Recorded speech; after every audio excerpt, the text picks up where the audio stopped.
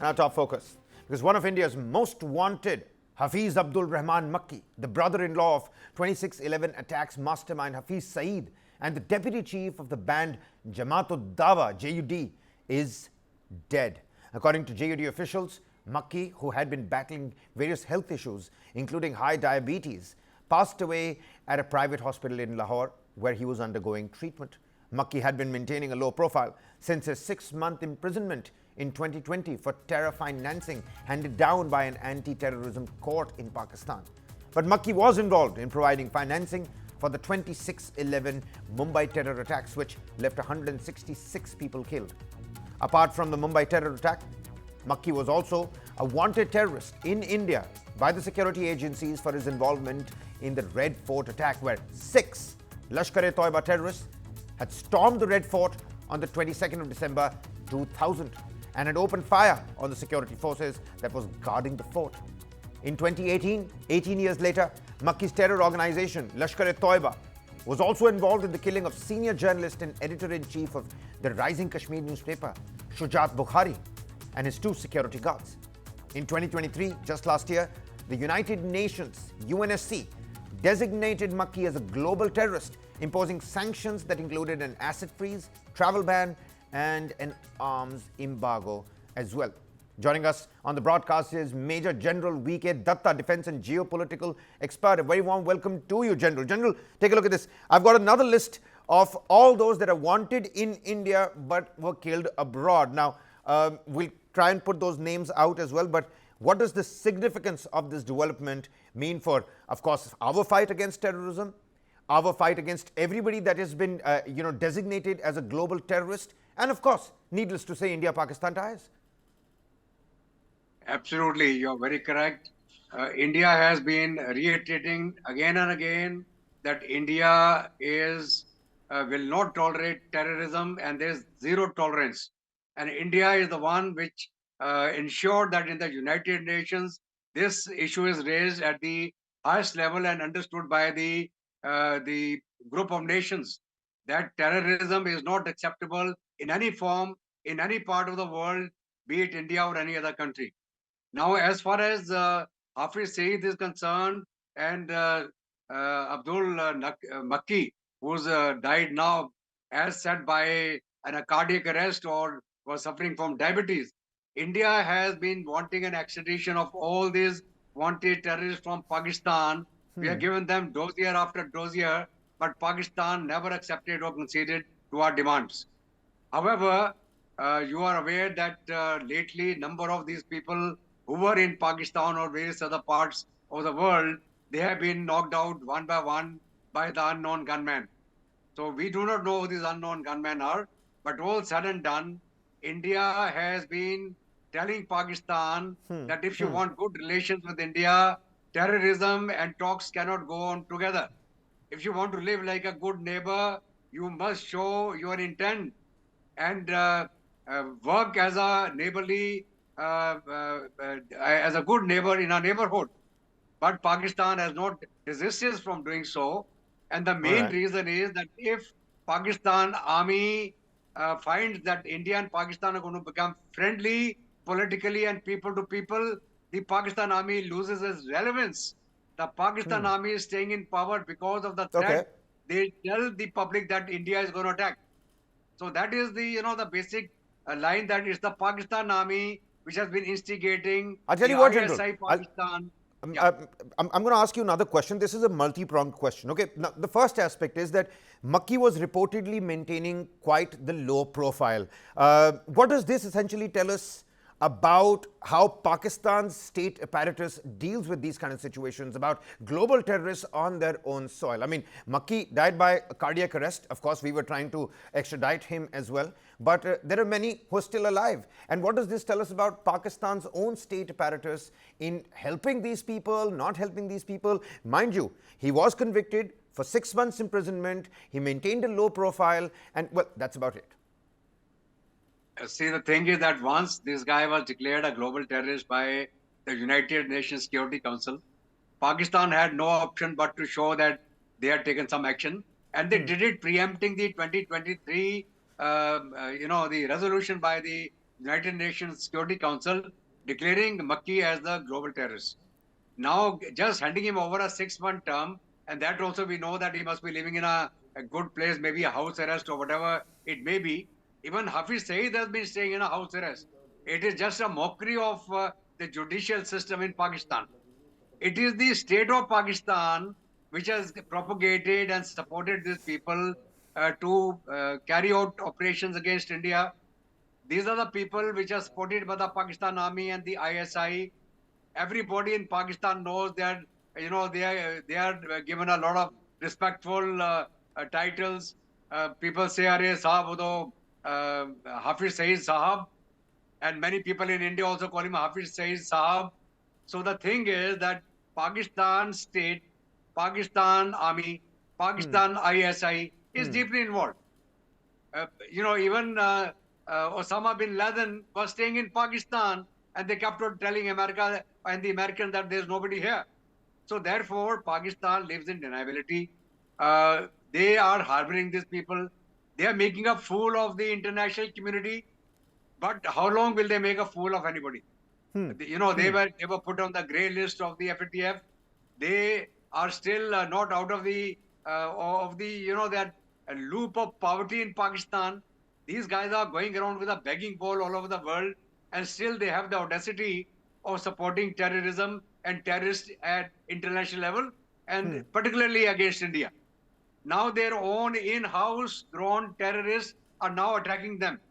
What is happening to the Pakistan Army today within Pakistan is that, snake in the sleeve.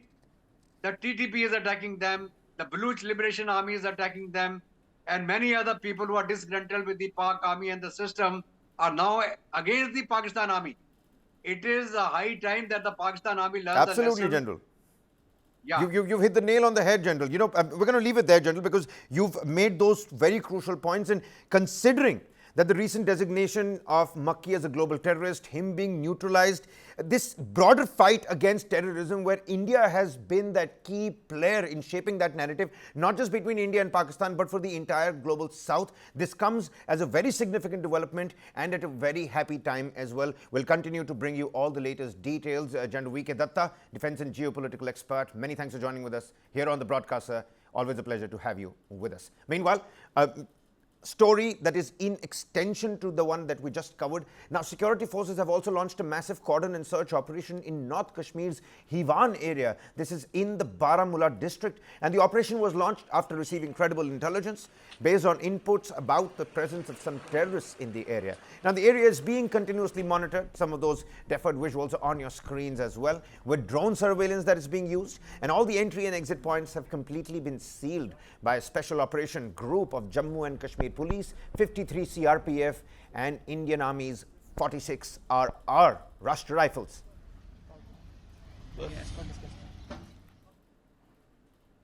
Moving on, take a look at this. Icon star ALU Arjuns bail plea in the Sandhya Theatre Stampede case has been adjourned to the 30th of December. The Namapalli Criminal Court in Hyderabad adjourned the hearing to December 30 after the police sought more time to file a counter to the ALU Arjun petition for a bail. The actor had appeared before the court virtually and filed for bail in the case. But earlier, the actor was remanded to 14 days of judicial custody on the 13th of December by the Namapalli court. However, on the same day, the Telangana High Court granted him a 4-week interim. This is a bail upon which he was released from the Chanchalguda prison.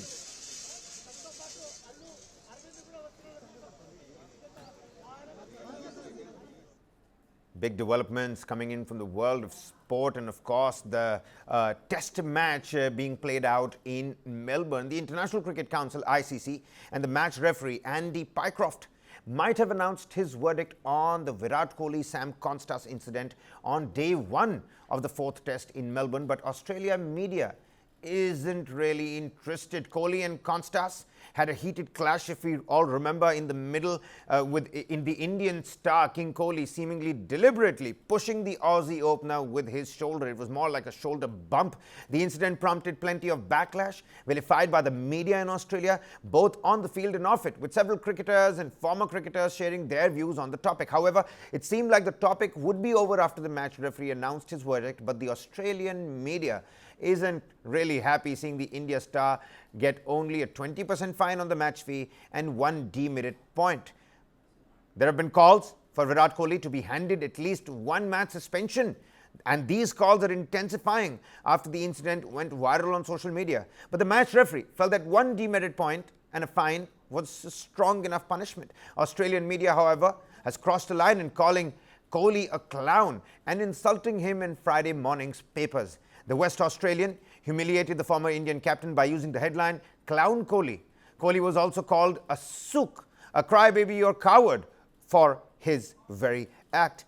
Media trial that's on against Virat Kohli after that shoulder-hitting episode with Sam Constas, the 19-year-old debutant, on day 1 of the 4th test being played out in Melbourne.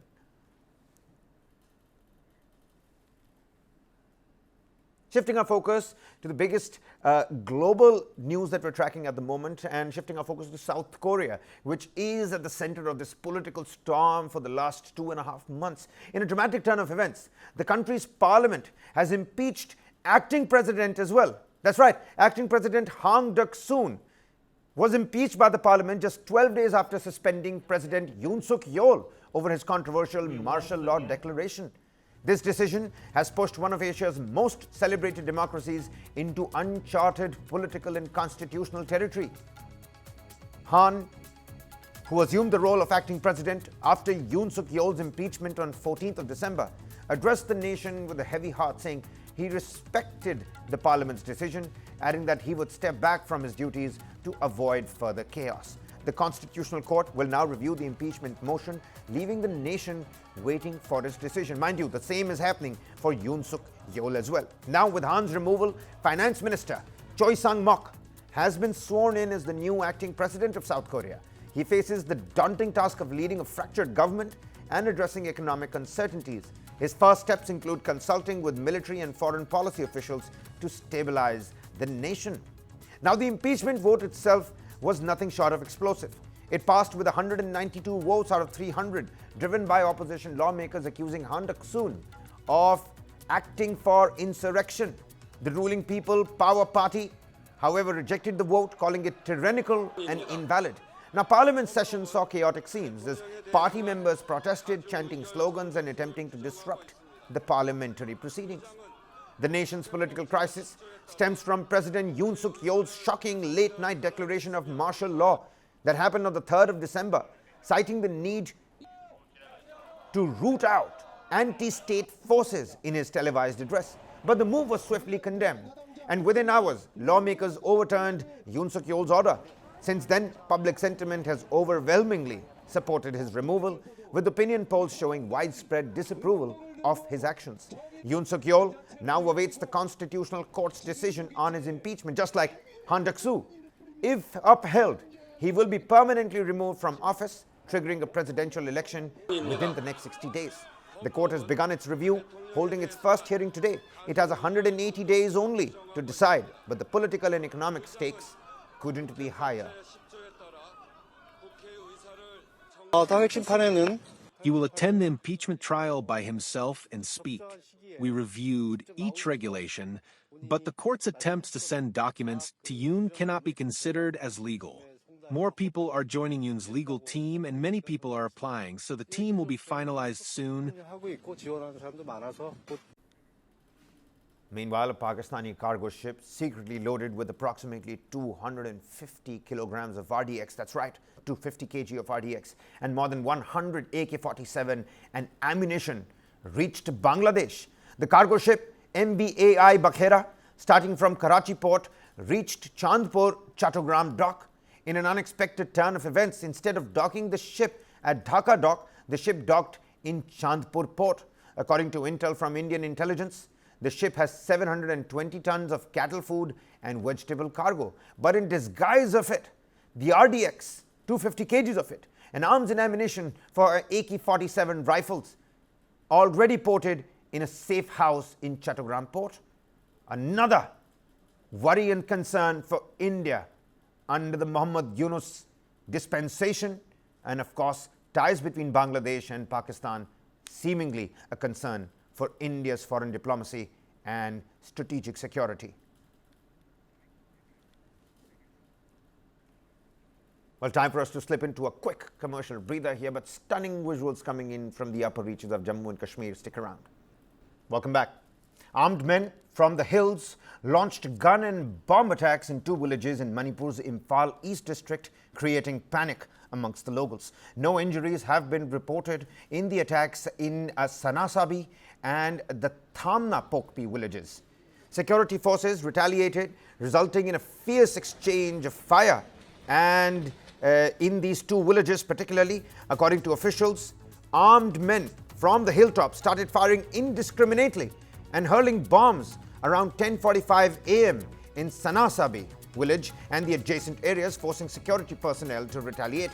Locals were running helter-skelter as the gunfight between the armed men and the security personnel broke out immediately.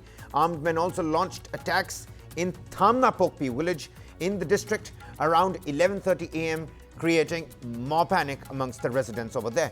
Security forces, including the CRPF personnel, rescued several women, children and elderly people who were caught in the crossfire.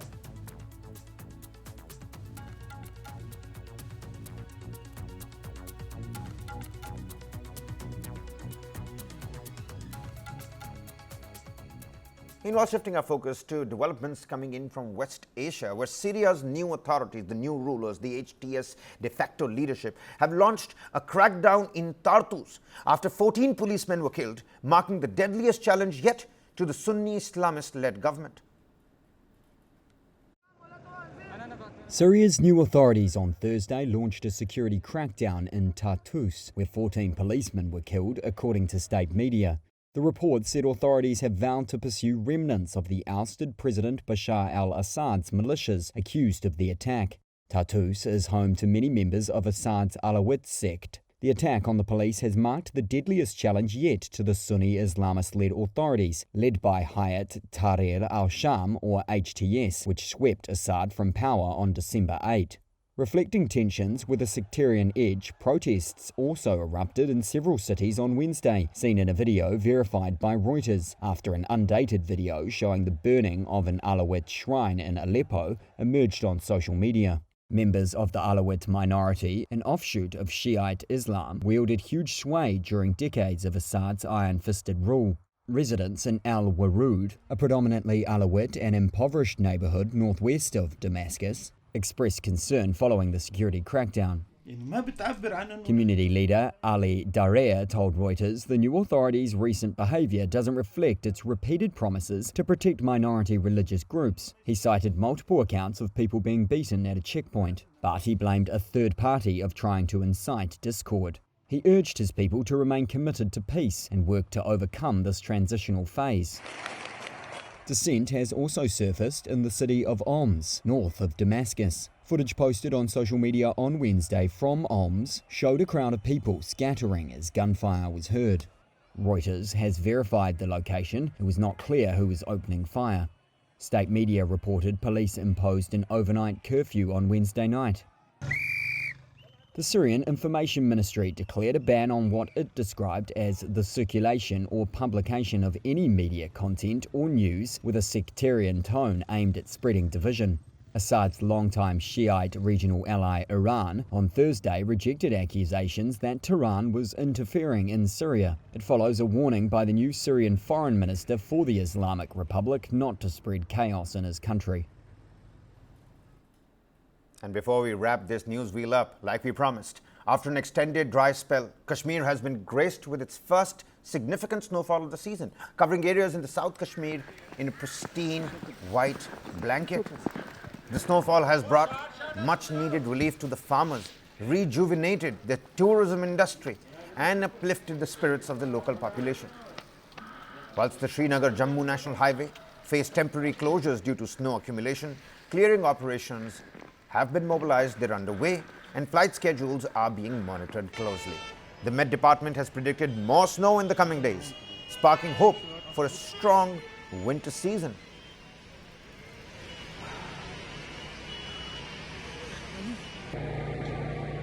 Screens.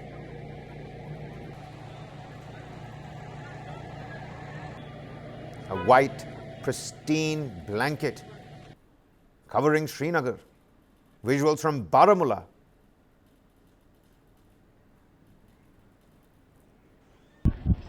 But it's not just Jammu and Kashmir. You've got Himachal Pradesh that also witnessed a fresh spell of winter weather with light to moderate snowfall, including a few heavy spells as well, across the high and adjoining mid-hills of the state. Popular tourist destinations, including Shimla, received light to moderate snowfall during this period, making it an ideal yet cautious time for travelers.